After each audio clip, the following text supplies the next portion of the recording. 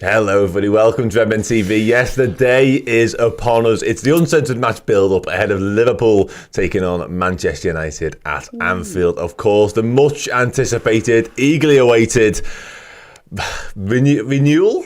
We're back again. Errol, Dan Club here hosting alongside Errol, of course. How are we doing, mate? I was going to ask you, any pre-game nerves about this one? Because it's been an interesting week, I think. There's a sort of real confidence among Liverpool because of what happened back in March. I think it's fair to say. We've had Gary Neville coming out and calling it arrogance. We've had all kinds of stuff going on.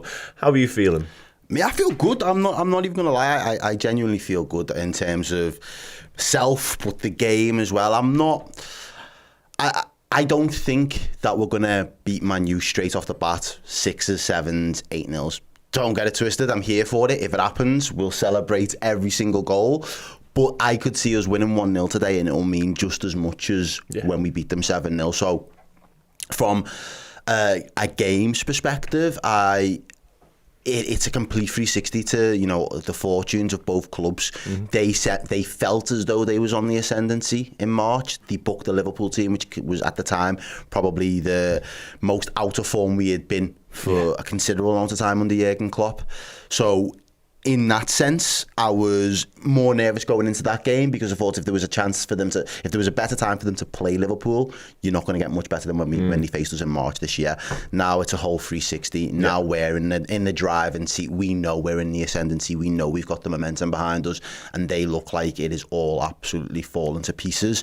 But they looked like a wounded animal, you know what I mean? It's like, all right, put them out of the misery. But, there's the sayings there about, lions that have been, in captivity for too long and are all wounded and everything. You don't poke them kind of lions just on the off chance that it's still got a little bit of fight in it and it still wants to show its teeth. So I would do my utmost from this Liverpool's perspective to put the 7-0 out of their heads. I think the players will have, the fans, we can live on that till we're blue in the face. But I think from the players' perspective, they have to put that out of their head because this Man U side is not the same Man U side that turned up in March this year. They have their own points to prove, and for us, it'd be more embarrassing losing to them now than it would have been back in March. Oh yeah, well, absolutely, 100%. Because as you mentioned, we're both sort of on different wavelengths at the minute when it comes to form and stuff like that. Their injury crisis, if you like, isn't great either. They're fragile, it feels like, and it does feel they're literally shitting themselves. Yeah, with that as well. There have been reports they are actually shitting themselves. Yeah, I've seen that. Very few United fans are coming into this game with any sort of confidence they can go away with results. I think that's fair to say. But there's also a massive Ten Hag factor at play, of course, as well. We are awaiting team news. We're about 9 minutes away from the confirmed teams. Over on the board there, I put up what was my sort of predicted lineup for this one. I think based on a little bit of form, a little bit of Thursday night, a little bit of injuries, of course, as well involved there, Errol. Do you see any major changes from what I've got there? I've got obviously Alisson, Trent, Ibu, Virgil, Tsimikas, a midfield of Endo, Gravenberch, Szoboszlai, and Salah, Nunes and Diaz up top. I would have probably went for Gakpo instead of Diaz, if I'm being honest with you. That would have probably been my one change. Who plays left wing there? It would have been Gakpo for me. Okay. I had to push Gakpo. But I know when Gakpo and Nunes have both been in the starting 11s, or they've been in the same side, they've not necessarily shared, but they're quite happy when the moments come to interlink and change between going centrally and then pulling out to the left. So I wouldn't actually mind. I think the starting position is to the left for Gakpo, but I wouldn't mind how they kind of manage those minutes between themselves. I think, once you then throw Diaz on, you've got to then decide whether you're going to leave Gakpo through the middle, you're going to leave Nunes through the middle. So it depends who's playing better on the day for me in that perspective. I just think at the minute, keeping, not necessarily saying he's got that momentum at the moment, Gakpo, but just keeping him fresh, keeping that rhythm within his legs, because he is starting to show that little bit more form that he hadn't been in early parts of the season for me. Whereas Diaz, I've mentioned it a couple of times in a few group chats, that performance last week from Son against Newcastle was electric. Like, that to me was the hallmarks of everything we would expect Diaz to be able to do, and I know that he's capable of doing it. He's not showing it enough for me so far this season, and this is a really big game. We've seen how well Gakpo played off the left for us in the reverse, well, not the reverse fixture, but in March last year. He gets that goal cutting off that left hand side for us. It's the touch, It's the finish. It's absolutely exceptional. So I know he can play that position. I know he would be licking his lips at the opportunity to kind of go at Man U again. Núñez, I think he had a really good game against Man U last time as well. So those would be the two that I'd pick. Obviously, Salah picks himself in that side. I think your midfield selection is probably nailed on. Maybe is there an argument for Curtis Jones in there?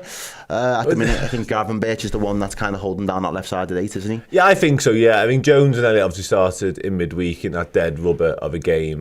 But yeah, for me, that would be my sort of my preferred option right now. I don't think Gravenberch and Szoboszlai have really worked out how to play one another yet. I think it's fair to say. I think Jones does offer a better balance in there, so I absolutely agree with the arguments and the conversations around him starting this. And there are people earlier in the week calling for Harvey Elliott as well, because I think Szoboszlai is enjoying his best moment. Looks like he's ran out of just a little bit of that steam potentially. I think his work rate's really good still, but when he has the ball, he hasn't been using it quite as well. So it's interesting. But I think it's sort of testament to Liverpool's squad right now. There's a couple of changes you could make to that predicted 11, and all of a sudden it'd still be as strong. So that's good. I want to pop into the chat before we got a couple of bits of housekeeping to do before the team news.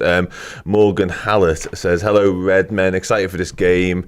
Didn't just want to get that up again. Sorry. There we go. Excited for this game. Going to be big 3 points in the bag. Hoping of a Reds win. Yeah, aren't we all? And a couple of people mentioned Liverpool women have beaten Manchester United in the Super League as well this morning, which is good news, of course. Yeah, Matt Beard's side's going really well in the WSL this year. And the under-21s also beat Chelsea just before we went live. Bobby Clark with the winner there on his return from injury, so that's good news. I mean, that's a very talented lad. We would have seen quite a lot of in the Europa League were it not for injuries. So yeah, good news all around there.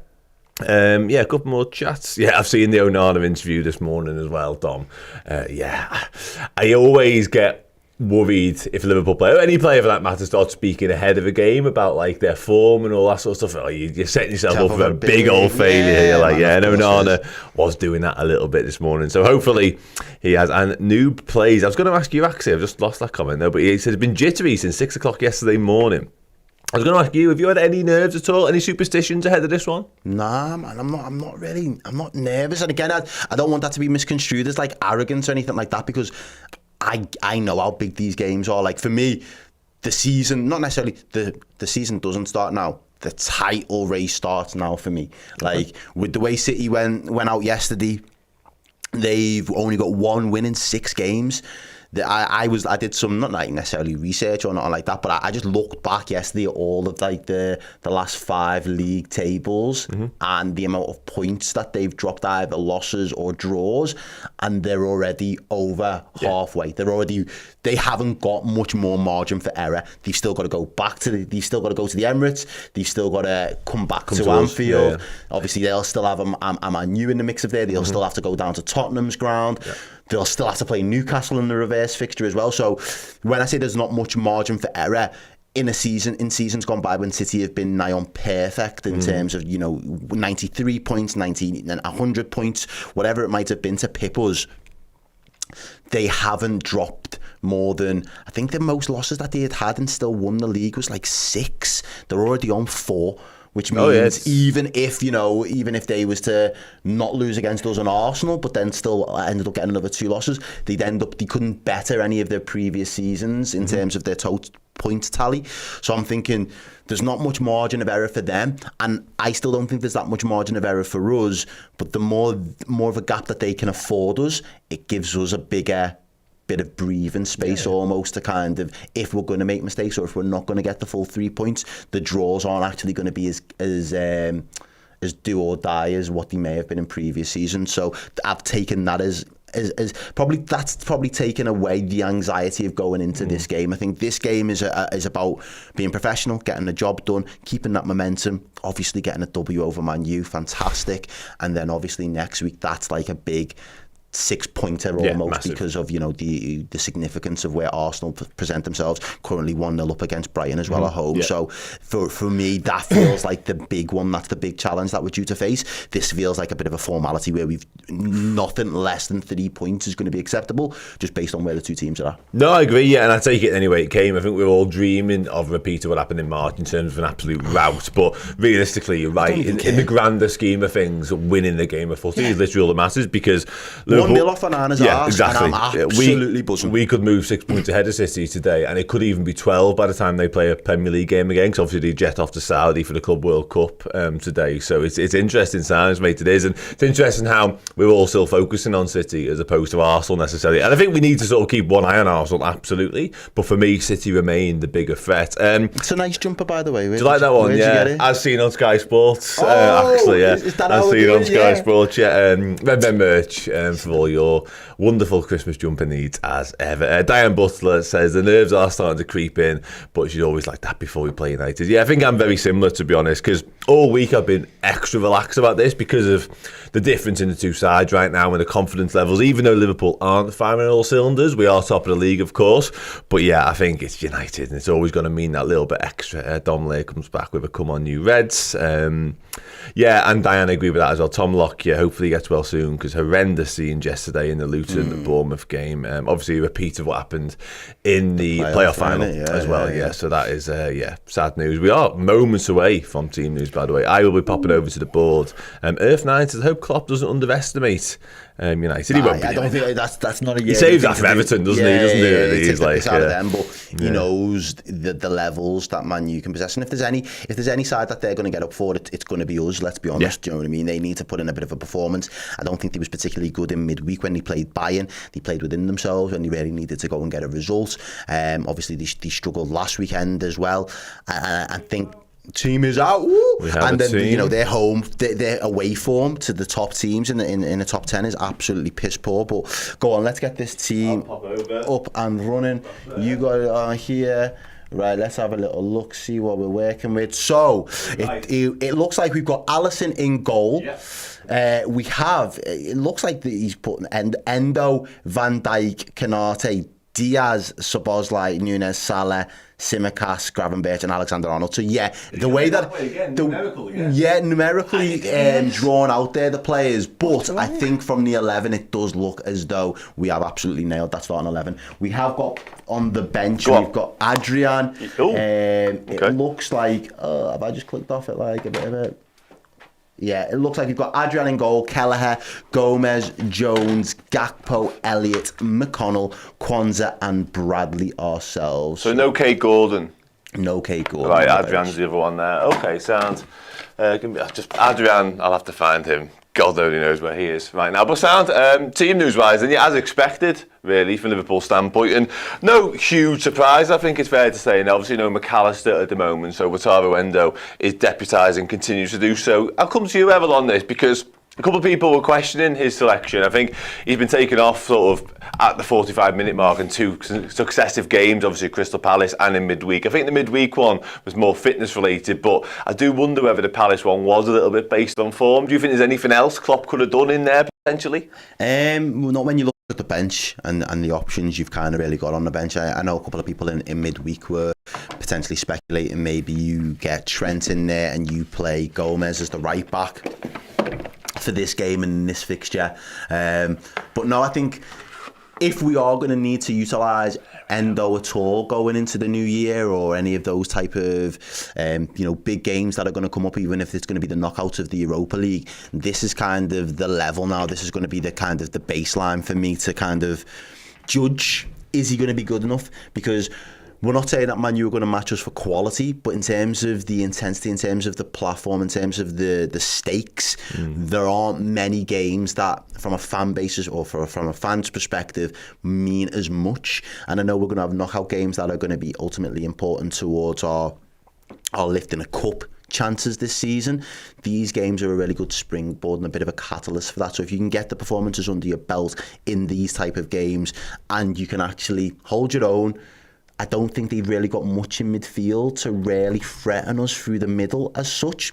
Hopefully that's not a commentator's case, but I know that they definitely not got no Bruno today for this particular game. The man that they'll be expecting to be making those late runs is a McTominay. I don't think Endo should really be put off by McTominay's skill set with the ball at his feet to not be able to say, I can get the better of that man. So I would expect, not necessarily a big performance, but I'd expect an assured performance from Endo today more than anything else. Okay, let's hope so. Jim83 in the chat says, Sobbo and Grav going to have a field day. And it's interesting, obviously, two midfielders mentioned there, and you mentioned what they could be coming up against a second ago. The United team is, of course, out as well, and they are gone with Onana, Sofyan Amrabat, Rasmus Højlund, Garnacho, Rafa Varane, Diogo Dalot, Anthony, Luke Shaw, Johnny Evans, Kobe Mainu, and the aforementioned Scott McTominay taking the captain's armband there for Manchester United. You know, that's a crazy lineup. Let's just call it how it is. The fact that he's not even considered. I know Rashford might have been a bit of touch and go as well at one point. I don't know if he was another one shitting himself. But the fact that, you know, he hasn't fancied Rashford on that left-hand side up against Trent is a big call there from Erik ten Hag. And Mainu's the one for me that worries me, because I think he's going to play fearlessly. I don't think he's going to be overawed by the prospect of playing at Anfield, playing up against the Liverpool. Playing up against the informed Liverpool side as well. I think this will be the type of game where he'd have been maybe not earmarking at the start of the season that he would have been getting a game, but if the manager knocks on my door and asks me if I want to play against Liverpool, he'd be saying yes 100 times out of 100. So for me, he is the type of player today that, if you allow him enough time on the ball, if you allow him the opportunity to kind of get on the half term and drive towards your defence, he would be the one that could kind of be a bit of a foundation for Man United, because they haven't really got much else. You know, Amrabat's not really going to do it. Realistically, there's McTominay for his goals. Outside of that, his work rate on the ball and his pass completions and the way that he moves the ball, he can be anonymous sometimes for Man U. Man United fans will say that as well. So he's not someone that I can see being a bit of a provider or, you know, turning the assists. It looks like a very defensive midfield, that for me, because he's kind of like a half 8, half 6, and then Amrabat is the 6. So they haven't really got anybody in keeping with Mason Mount or Bruno Fernandes that's really going to be the 10 who's going to be trying to pull the strings. Would I be right in saying? No, I think that's fair enough. Yeah, I think that's absolutely spot on, to be honest. And even when you look at, obviously, Mason Mount and Christian Eriksen, they are definitely missing a bit of creativity in there. A couple of people in the chat mentioning their bench, and it's definitely a thing. Liverpool's bench isn't as strongest as it has been this season, but it's still got Curtis Jones, Harvey Elliott, Cody Gakpo, Joe Gomez. You know, it's got Jarell Quanto, who's been absolutely outstanding so far this season when he's been called upon. Manchester United's bench, meanwhile, contains... India, who is their sub-keeper, yet to feature, really. Cam Waller, who I'm not sure, I don't know. Sergio Reguilon, Aaron Wan-Bissaka, of course. Gore, another one I'm not sure on. Hannibal, who was that fellow who were buzzing off last year because looks he like Krusty, what, Sideshow? Sideshow, kept kicking everyone, they were just buzzing off him. Palistri, Donny van der Beek, and I say it in that tone because he's literally just agreed to move to Frankfurt. That's mental. And Marcus Rashford is back on the bench for Manchester United. So, yeah, I think that kind of illustrates rather to me, Errol, where United are at right now, really, in terms of got Scott McTominay as captain, who, by the way, is a fine Premier League footballer. He's captain in Manchester United away at Anfield, and they've got a bench either full of relatively unknown kids or lads who just agreed to move away from the football club in like 2 weeks' time. Yeah, it kind of says it all, really. Mad, doesn't it? Like, it is mad. And don't get it wrong, you know, Manchester United's injury issues at the moment are, you know, glaringly obvious. They're there for all to see. Obviously, it again goes to speak of Bruno Fernandes, and, you know, last weekend getting a needless yellow card to kind of suspend him from a big game at this point in the season, especially as the captain. You know, that's not leading by example by any means. They need all hands on deck in this moment, because they are a club that's in crisis. But like I said before, it goes back to that wounded lion, or, you know, that lion in captivity, man. At some point they're going to want to show the teeth, and I just hope that they don't decide today to be the day to do it. Now, our record against them at home has been pretty good. I think I heard the last person to score for them at home, correct me if I'm wrong as well, in the chat, was Jesse Lingard. Correct. Nearly 5 years ago or something like that, which is bonkers in itself, really. But again, it just goes to show how good and how dominant we've been over Manchester United. I think the manager that really brought them close to us. Maybe the trajectories of the clubs were slightly different at the time, but in terms of a leveler, Mourinho knew how to bring the best out of his side and drag the worst out of us on the day. So it was basically just be a 50-50 coin toss of who could take it. It could be a scrappy 1-0 or it'd be a 2-1, or more often than not, they seem to be 0-0 draws, especially at Anfield. So that to me kind of signifies how long it's been since they've had someone capable of being able to say, right, well, we're not actually on Liverpool's level, so there's no point. You know, Ollie fancied himself at one point, Ten Hag, new eras and all that bullshit at the start of his reign. He fancied himself, very quickly become undone by the reality that this Liverpool team far surpasses anything that Man U can throw at them. Mourinho got that. He knew that, and he was one of them that it was like, right, well, I'm saving face first and foremost. I'm not being embarrassed and going down in the history books as one of the managers that got absolutely the floor wiped with them. None of the other managers seem to have worked that out yet, and I hope that Ten Hag... I don't think that midfield has trained enough games to play as defensive as they're going to be required to do today. I think they're going to go large portions without the ball, and I don't think they've got that set up today to be able to perfectly hit us on the counter.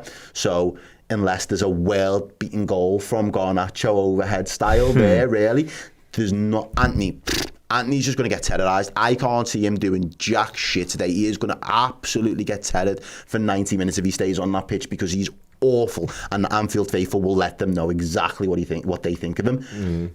There's no one. I feel sorry for that Rasmus. I think he's had the lowest touches into feet of all the strikers in the league so far this season. He gets fuck all service. But in the Champions League, he's actually been producing the goods for him. Albeit they went out. So it means nothing. But he had 5 goals in it at one point, which is mental in itself. The fact that they could have that goal score in the Champions League and yet still find a way of getting out of it is absolutely nuts. And you mentioned the Anfield faithful there. Obviously 57,000 inside Anfield as well for the first time in over 50 years. The upper ante is open. It will be welcoming people to the ground.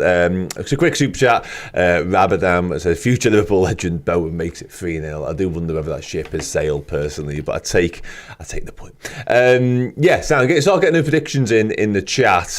Before we give our predictions, I've got a couple more things just to run through. One of which, Errol, we've spoken obviously a lot about the game and how it may pan out. In terms of individual battles where this could be won and lost, how do you see it?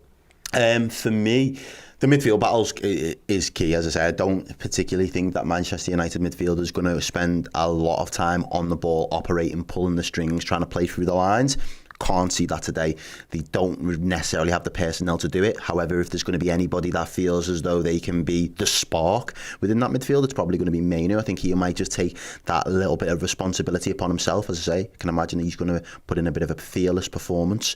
We have to put the fear of God into him. Is one of the most critical things from that perspective, and I think Szoboszlai reigniting that early part of the season form would be fantastic in doing that for us today. And I also think the goalkeepers. Look, we've got the best goalkeeper in the world. Make no mistake about it. I think it's a unanimous. It's common knowledge now. Everybody knows. Everybody wishes they had an Alisson Becker in goal because of the amount of games that he can save you points-wise in the season. But he's a match winner in himself. There have been so many big saves that he's pulled off for us down the years that have went on to mean so much because we went actually and got the result and won games.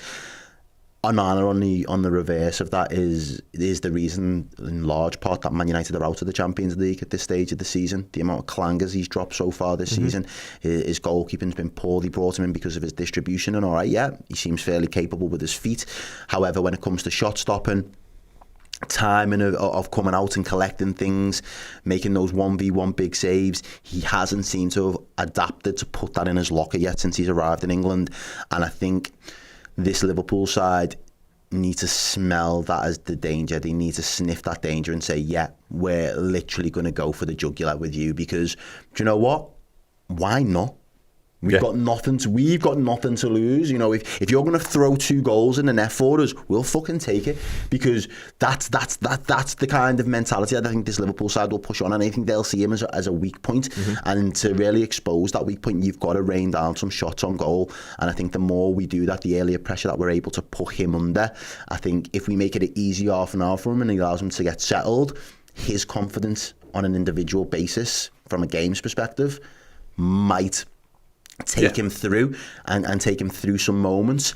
I want to cripple him from the outset. I want him to feel as though, wow, I just want to get out of Anfield ASAP. And no, you've still got another 80 minutes of this, plus all the extra added time that they love to give you now because of VAR and all the other bullshit that comes with it. So that midfield for me is the big one. And then outside of the midfield, it's the goalkeeping areas where I think that is the major difference. That's night and day for me. Sound okay? Interesting. A couple of people asking what Onana was saying in his interview. Basically, I'm paraphrasing, but he essentially said you don't go from being the best goalie in the Champions League to being crap in the space of like 6 months.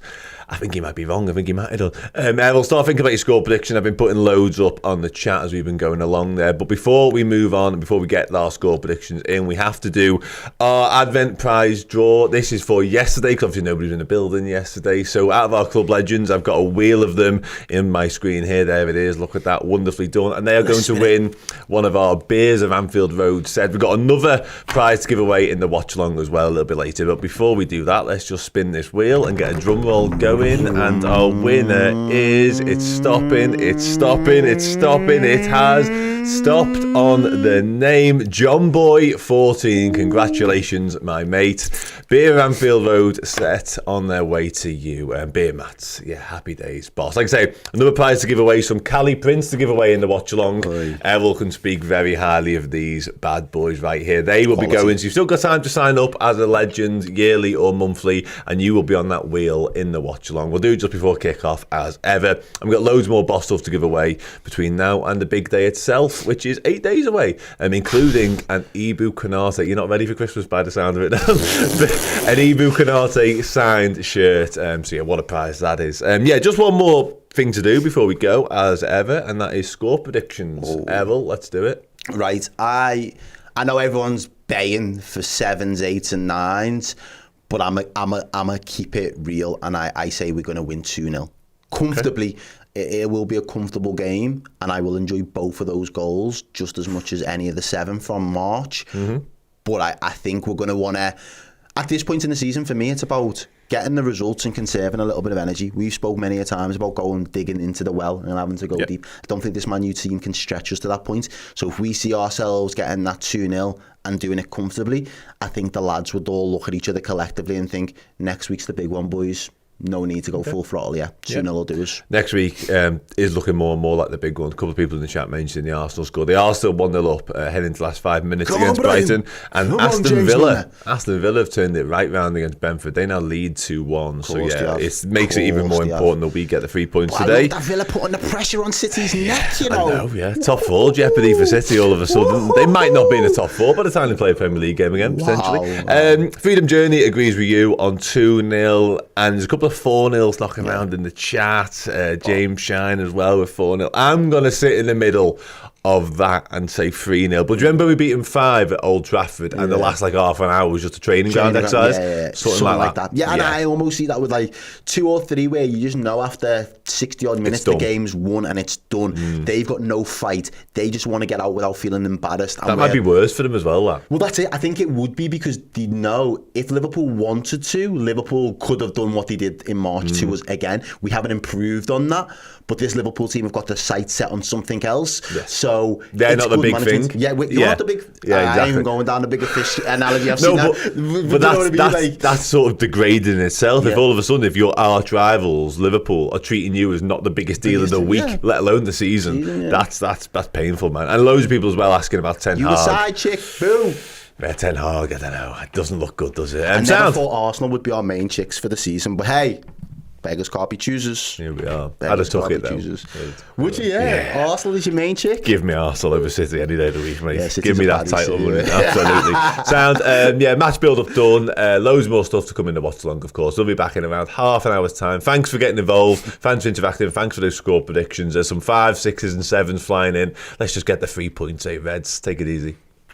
Thank you so very, very much for checking out the video. If you enjoyed it, drop a like. The season is now well underway. If you need extra Redmen content, be it podcast, videos, documentaries, interviews, and general shows, fill your boots on redmenplus.com today. Thank you so